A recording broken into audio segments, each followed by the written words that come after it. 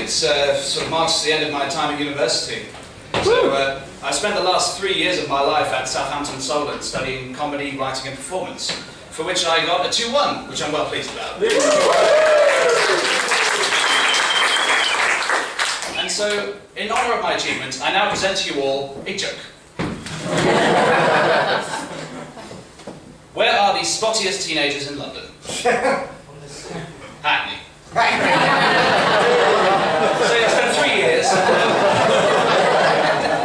I believe that university has changed me into a much more developed, intelligent, and frustrated person. I started off as an overweight geek who reviewed movies on Facebook, and I became an overweight geek who reviews movies on Facebook with more stories and less hair. Hello, Bane.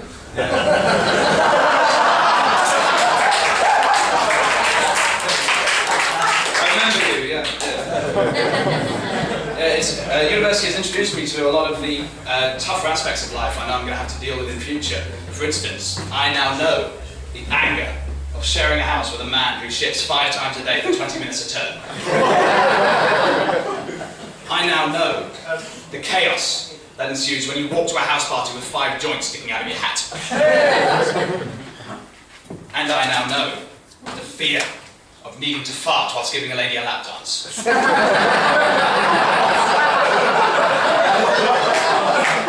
I didn't. And in fact, it turns out that by clenching your buttocks to an excessive degree, you will not only prevent any escaping wind, but also get you a tip.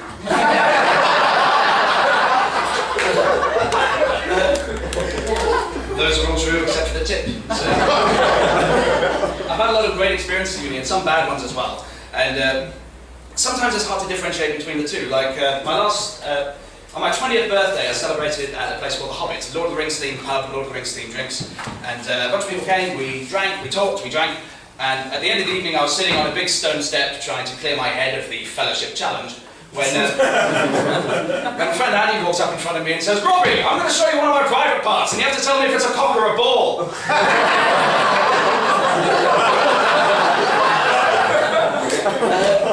And I got it wrong. I mean, I was drunk, he was drunk, it seemed rounded at both ends. So. That same instance sort of reoccurred the following Halloween. Like this time we were at a house party, getting very drunk, but I was starting to come down off the alcohol a bit too soon. So I needed to sort of get a bit pepped up again so I'd be able to enjoy the rest of the evening. And so this time Andy was just completely out and blunt about it. Just said, "Put your hand down my pants." Okay. So I did. I put my hand down the front of his pants and touched his cock. And it was weird. It sort of worked. I felt a bit more energized. I felt more drunk, oddly enough. And it was like this magic cock. So, unfortunately, the energy didn't really last because later on that evening, I saw this girl who I'd met at a couple of parties before. I think she was absolutely gorgeous, and we'd added each other on Facebook, that malarkey. And she came to me and she said, "Do you know that film, Friends with Benefits?" Yeah. I don't know. I haven't seen it, but I'll give it a go. Yeah, do you like that film? Yeah, I thought it was great. I liked it a lot. Why do you ask? You should review that.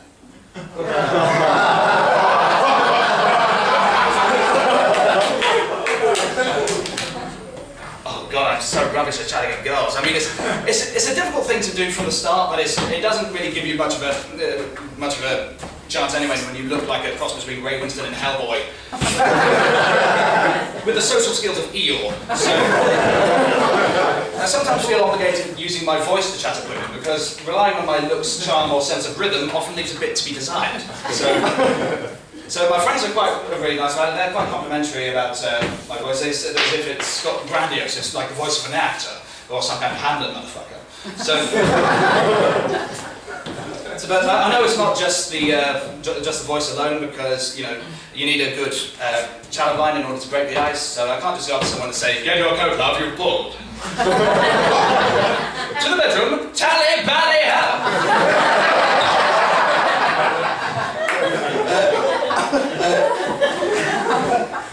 Sometimes I feel as if I should quote Shakespeare to them. Should I compare thee to a summer's day? Thou art more lovely and more temperate. I went up to this girl outside of a nightclub and said, a rose by any other name would smell as sweet. And she just looked at me and went, a turd by any other name would be full of shit.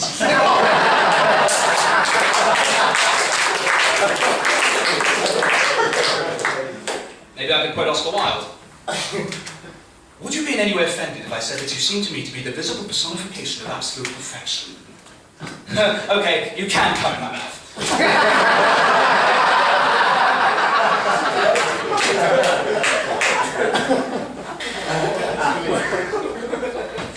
I smoked a lot of weed at uni. That made you a bad person. And, I can't claim to speak for all students or even all potheads, but I did a lot of weed at uni, particularly in third year, and I've got to say this. No negative aspects whatsoever. No consequences.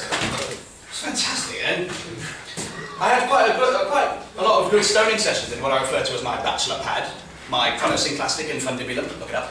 And I devised a system for smoking weed where once I inhale it, I would hold it in for 5 seconds before exhaling. I sort of found that enhanced the effect, enhanced the experience. But my method of doing this changed. Like, first of all, I would count up to 5 in my head, but once the weed takes effect, then I'd lose track of where I am, I'd forget to count, I'd count too far and then end up coughing it out, unpleasant. So then I opted for counting up to 5 on my fingers, but that didn't really work either, because I just get caught up in the psychedelic rhythmic vibrations.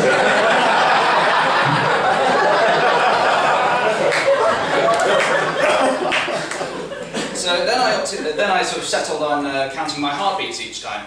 So pretty much go like this. 1, 2, 3, 4, 5. 1, 2, 3, 4, 5. 1. Andy!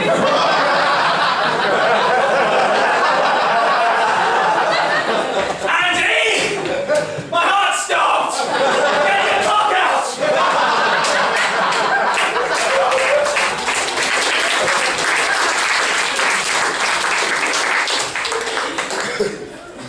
I've had bad experiences too, and it is the worst of which I intend to tell you about now. Now this story has 2 parts. The first part, summarised in a sentence, is I walked home someone who was very, very drunk. Now, to start off, it was 2:30 in the morning, it was pouring with rain, and I had no jacket. Our social group had left the nightclubs and sort of fragmented amongst the takeaways, got a bit lost, and so it just ended up being me and this guy, who I knew, but not very well. And I got the feeling that he was getting a bit too drunk for his own good, so I tried to walk him home. On the way, he starts trying to start fights with people in the streets, which I had to diffuse in my own kind of Hugh Grant manner. And then he gets this temptation to throw a brick through someone's window. And so he grabs the brick, and then he runs down the street with the brick, and then he falls over with the brick, and he loses the brick. He stands up and he's going, "Where's the brick? Where's the brick?" The brick's here. "Where's the brick? Where's the brick?" But I don't want to give him the brick. So then he says that he wants to spend the night at his girlfriend's place. His girlfriend, someone I know better than him, I figured that she'd know better how to diffuse this situation. So we eventually get to her place and we walk in. I'm going to repeat that bit. We walked in. The front door was completely unlocked. We walked in. We made our way up to her room and knocked, and turned out she wasn't there. She'd gone home. Her real home, not university home, something her boyfriend should have been aware of. It was then that I noticed the blood. Back in the story, when he fell over with the brick, he grazed his arms on the pavement and was now likely infected. So I told him to wash his arms in the bathroom sink before we left. I made my way to the front door. Now here's where the story gets especially interesting. In the front door there's a big window pane of corrugated glass, so you can see through, but it's distorted. And I could see 2 faces looking in at me, and I thought, they must live here. They'll know him. I'd better let them in. I opened the door to 2 police officers asking me, do I live in this house?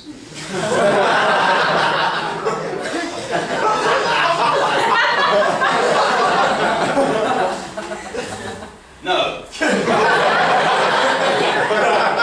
His girlfriend does, though. He appears at the top of the stairs, blood on his hands. Can we speak to her? No. The next 10 minutes were a nerve-jangling set of questions and grovelling apologies to this girl who lives there who got scared of burglars and called them. turned out there was a real burglary on that same street just last week. So she recognised him, no charges, and we were escorted off the premises and sent home. It was home, however, where the biggest insult occurred.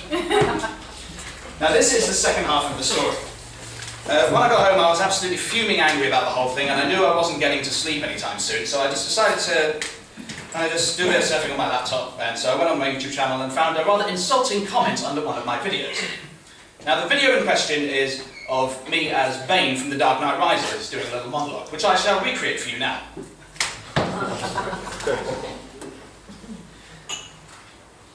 Oh my god. Oh. Wow. Yeah, shaving my head's almost worth it, isn't it?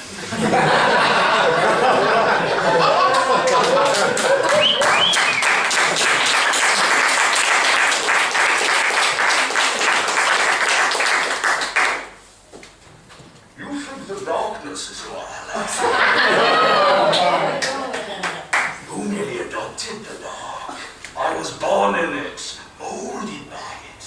I didn't see the light until I was a... You get ready! So, now the extract I'm going to read for you is from a YouTuber by the name of IOnlyHateBadVideos, so we know we're getting an unbiased opinion. We're now going to play a little game called Spot the Bit that will be rather aggravating to a drunken, outraged student who nearly got arrested just a half hour ago, and frequently dresses up as Bane. Lol, haha. So when do you plan on making something good? Did you spot it? Now the first thing I started writing was, shut up, dickhead, it is good. I hope that your mum gets run over by a steamroller so it's going to be tighter when I fuck her tonight.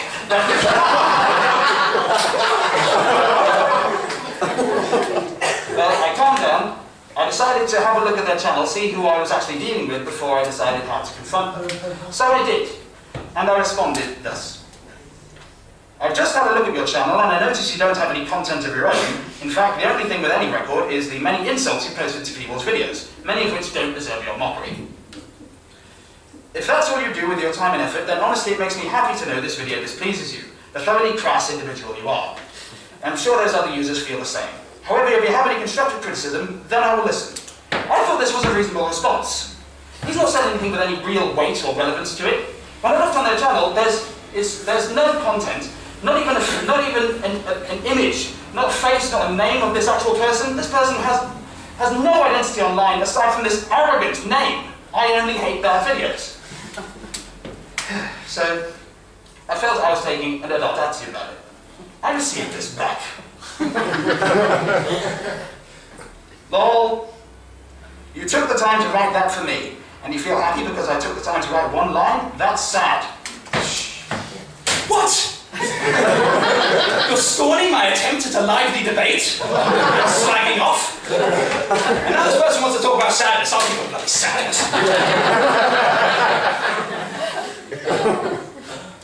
Of course I took the time. It's the least I could have done. I don't just write any redundant horse shit to people I don't know. That would be sad. Bit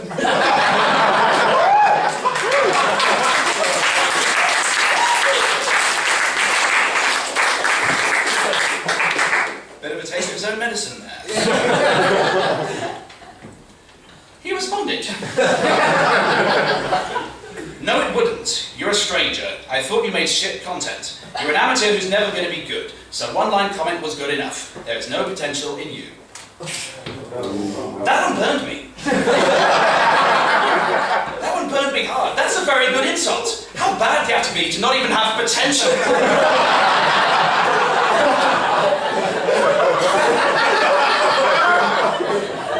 So, I gathered my thoughts, wiped the vomit from my lap, and I responded again. You're right. I'm an amateur. Of course I'm an amateur. I'm 20 years old and I operate on YouTube. I'll learn as I grow older and I'm confident I'll improve. So if you have anything to say in any way constructive, that would be great. In fact, I'm not even especially fond of this sketch myself, but if you've got nothing other to say than shit, then I've no reason to take you seriously. Do you have anything constructive to say? Where can I improve, for instance? I think I've shown a lot of restraint in my words.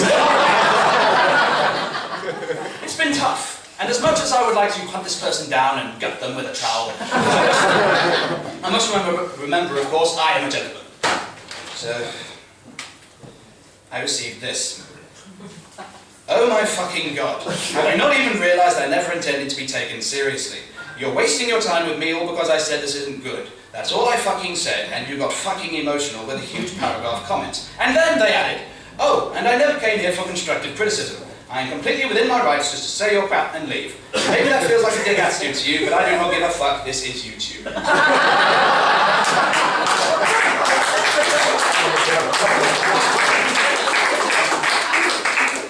That is currently the last thing IOnlyHateBadVideos has posted to me. Now this performance is being recorded, well, a couple of cameras, but since I have this opportunity, I'm now going to give my final thoughts. I would say that feels like a dick attitude to me, but you're welcome to that. However, I would argue that YouTube is an ideal place for young producers to be able to develop their skills and hone their craft with such a potentially huge audience out there. There's room for so much growth on the web, so generally I'm against trolling on YouTube, but I was in a pretty foul mood when I received your initial comments. Oh wait, hang on. Apologies. You said you don't like huge paragraph comments. So here's a shorter one. You are an inconsiderate, degenerate coward, and I wish you could have lost that race to a sperm with some manners. And if that's too long, here's a shorter one. Fuck you!